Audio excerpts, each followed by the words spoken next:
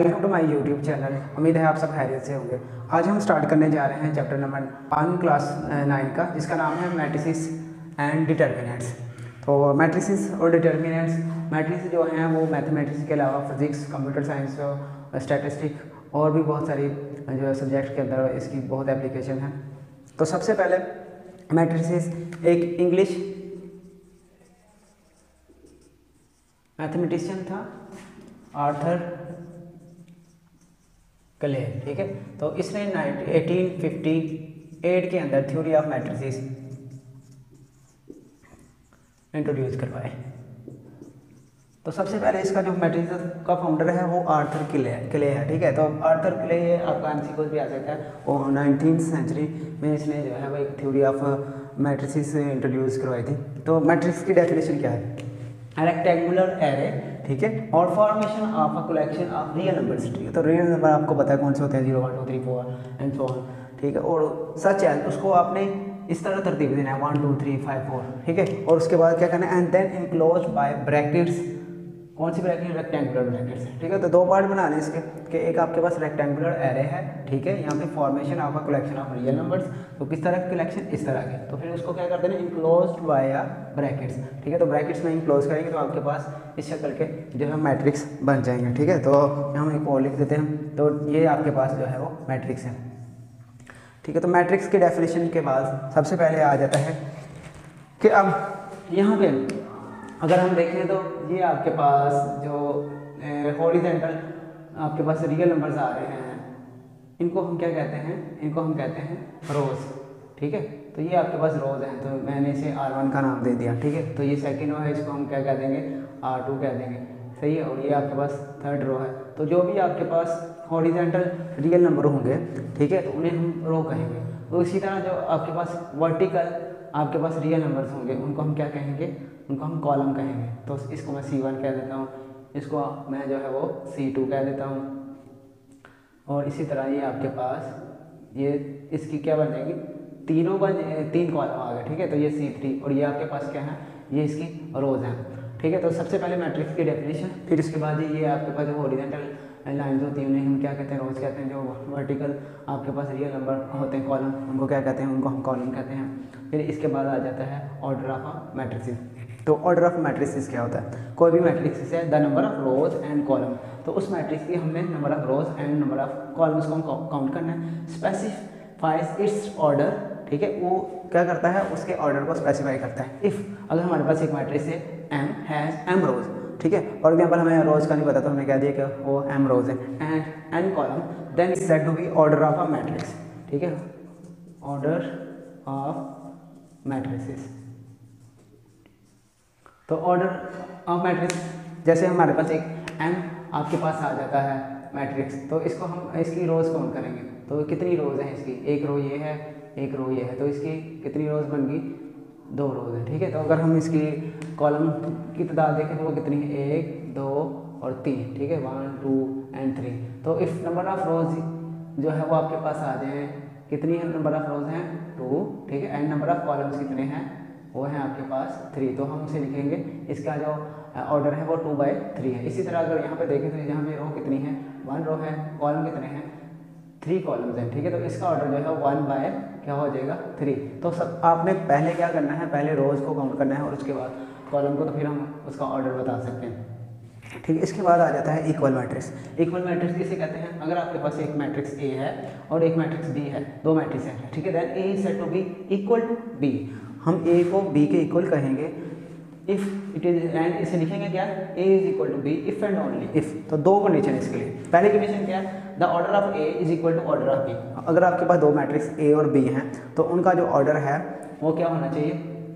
Same होना चाहिए। जैसे मेरे पास अगर A ये मैट्रिक्स है और ये B है, तो हम देखें तो इसकी कितनी रोज हैं? 2 रोज हैं, 2 कॉलम्स हैं, तो ऑर्डर इसका क्या है? 2/2।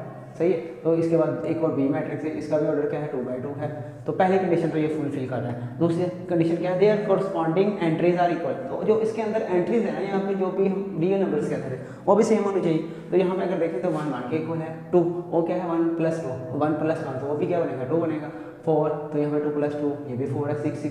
तो इनकी एंट्रीज भी सेम है, तो इसलिए हम इसे कह सकते हैं कि ए जो है वो बी के इक्वल है, matrix of A is equal to matrix of B, ठीक है। तो ये आपके पास यहाँ हमारे पास यहाँ तक आ गया कि जब भी दो मैट्रिक्स से आपस में इक्वल होंगे तो उनके लिए दो कंडीशन होगी, एक तो उनका ऑर्डर सेम होना चाहिए और दूसरा उनके जो कॉरस्पॉन्डिंग एंट्रीज हैं वो भी एक जैसी होनी चाहिए। तो हम कहते हैं कि ये मैट्रिक्स ए मैट्रिक्स बी के इक्वल है।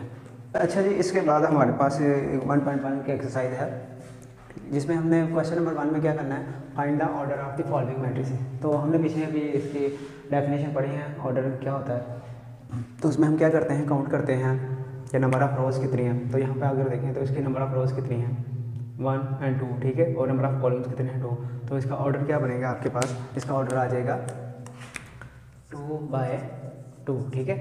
और इसके बाद बी का देखें तो बी का ऑर्डर क्या बनता है, बी का आपका ऑर्डर बन जाएगा, ये भी 2 रोज है और 2 कॉलम, ये भी 2/2 आ जाता है, सही है। इसके बाद सी वाले मैट्रिक्स है, यहाँ पे अगर देखें तो यहाँ पे सिर्फ एक ही रो है और जबकि कितने कॉलम हैं 2 कॉलम हैं। तो इसको आप लिखेंगे, इसका एक रो है तो 1/2, ठीक है। और डी में देखें तो कितनी रोज हैं 1 2 3 एंड कॉलम्स कितने हैं 1 2, ठीक है। तो 3 रोज हैं और 2 कॉलम्स हैं, तो 3/2 जो है इसका ऑर्डर बनेगा। अब जी के लिए देखें, जी वाला जो मैट्रिक्स है वहाँ पे 1 2 3 रोज हैं, 1 2 3 और 3 कॉलम है, तो इसका बनेगा 3/3, ठीक है। इसी तरह एच वाले में 2 रोज हैं और 3 कॉलम है, 2/3 आ जाएगा, ठीक है। इसके बाद जो क्वेश्चन नंबर 2 है हमारे पास, which of the following matrix are equal. तो इक्वल मैट्रिक्स के लिए हमने 2 कंडीशन पढ़ी थी, एक ऑर्डर सेम होना चाहिए और दूसरा उनके एंट्रीज भी सेम होनी चाहिए। तो सबसे पहले ए वाला मैट्रिक्स देखते हैं, तो ये 1/1 का, ठीक है ना। तो अगर हमने किसी कोई इस तरह का मैट्रिक्स तलाश करना जो इसके इक्वल है, तो उसको पहले तो उसका ऑर्डर सेम होना चाहिए। तो यहाँ पे अगर देखा जाए तो हमारे पास सिर्फ सी वाला जो पार्ट है ना, तो ये क्या बनता है, ये 3 बनता है, ठीक है। तो इसका भी ऑर्डर सेम है, तो एंट्रीज भी सेम है। तो इसका आंसर जो है वो आ जाएगा कि ए इक्वल है सी के, ठीक है। तो ये मैंने साथ साथ लिखा हुआ है ताकि की बोर्ड पे ये पूरी एक्सरसाइज आ जाएगी, ठीक है। तो ये आपका जो है वो हो गया, ए जो है वो सी के इक्वल आ गया। इसके बाद बी को देखें तो 3 ऑर्डर क्या है इसका 1/2, तो 1/2 का कौन नंबर और 1/2 का ये भी 1/2 का, लेकिन यहाँ पे एंट्रीज देखें तो 3 पहले है और इसका 5 पहले है, तो ये दोनों एंट्री सेम नहीं है, ठीक है। तो ए बी डी के इक्वल नहीं हो सकता। अगर ये 3 5 होता तो फिर हम कह सकते थे कि बी और डी दोनों इक्वल हैं। और अगर देखें तो ये जो आई वाला मैट्रिक्स है ना, यहाँ पे 3 और 5 सेम आ रहा है, तो इसका मतलब है आई जो है वो किसके इक्वल है, वो बी के इक्वल है, या बी जो है वो आई के इक्वल है, ठीक है।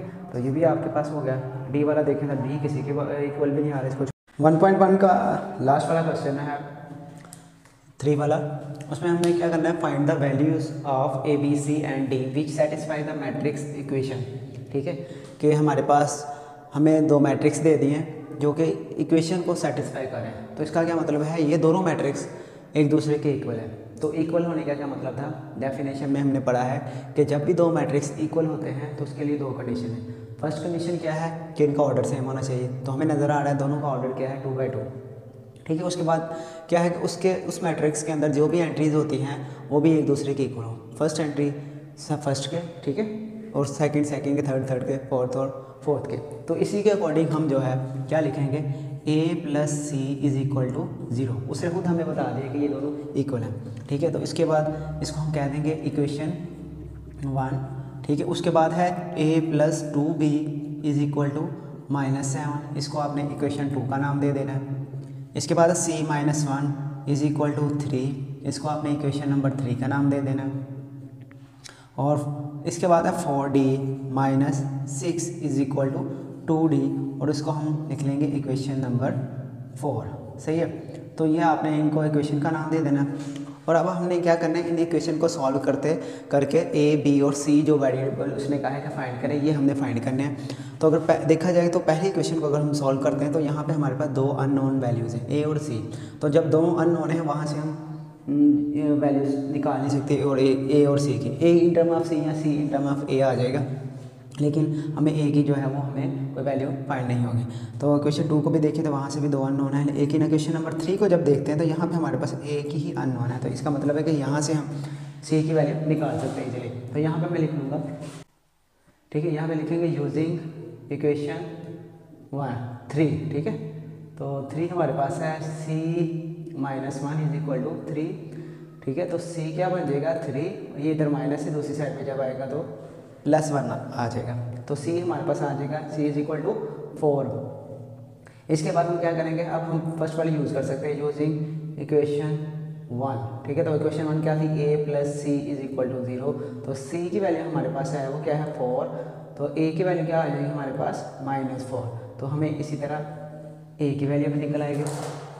इसके बाद हमने क्या करना है, यूज़ करना है हमने इक्वेशन नंबर 2 को, ठीक है। तो इक्वेशन नंबर 2 को आप यूज़ करेंगे। इक्वेशन नंबर 2 है a + 2b = -7। a की वैल्यू हमारे पास है -4 + 2b = -7। -4 जो है इस साइड पे माइनस हो रहा है, जब दूसरी साइड पे जाएगा तो क्या हो जाएगा आपके पास +4, ठीक है। तो 2b = ±7 में से 4 माइनस करेंगे तो 3 आ जाएगा। b = -3/2, ठीक है। तो b भी निकल आया। इसी तरह हमने लास्ट वाली इसकी वैल्यू फाइंड करनी है, वो है ये इक्वेशन नंबर यूज़ करेंगे हम इक्वेशन नंबर 4 को। तो इक्वेशन 4 है 4d - 6 = 2d, ठीक है। अब 4d ये इधर क्या हो रहा था प्लस, ये साइड पे आएगा तो माइनस हो जाएगा, और 6 इधर माइनस हो रहा है दूसरी साइड पे जाके प्लस होगा। तो एक स्टेप में दोनों हमने कर लिया। 4d में से 2d माइनस करेंगे तो 2d आ जाएगा = 6। तो d = 6/2, 2 उधर मल्टीप्लाई हो रहा है इस साइड पे आके डिवाइड। तो जब हम d को 6 को 2 पे डिवाइड करेंगे तो d का आंसर भी आपके पास निकल आएगा, ठीक है। तो इसी तरह हमारी 1.1 जो है ये एक्सरसाइज कंप्लीट हो गई है। दोबारा मिलेंगे अगले वीडियो में अगली एक्सरसाइज के साथ, तब तक के लिए जल्दी दीजिए। अल्लाह हाफ़िज़।